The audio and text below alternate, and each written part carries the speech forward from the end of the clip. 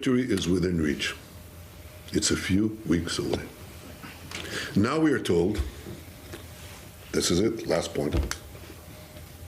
Now we are told, you can't do this. If you go into Rafah, you're going to have a humanitarian catastrophe.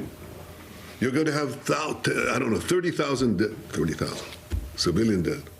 Okay. That's not true. That is simply not true. At the height of the diplomatic crisis with the US, Prime Minister Benjamin Netanyahu has once again rejected criticism regarding the IDF's mooted ground operation in Rafah and has even provided a new rationale for the decision to cancel the departure of the delegation to travel to Washington to discuss the operation. My decision not to send the delegation to Washington in the wake of that resolution was a message to Hamas. It was a message, first and foremost, to Hamas. Don't bet on this pressure. It's not going to work.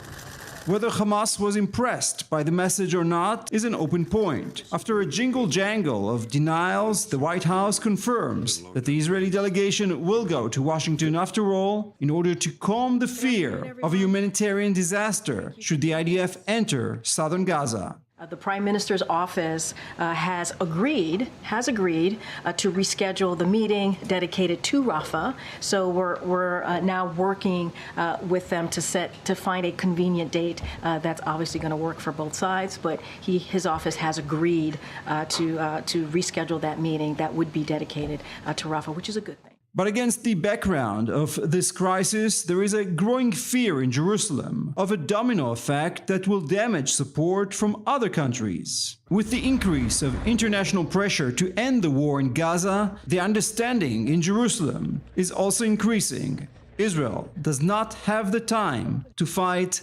unnecessary battles.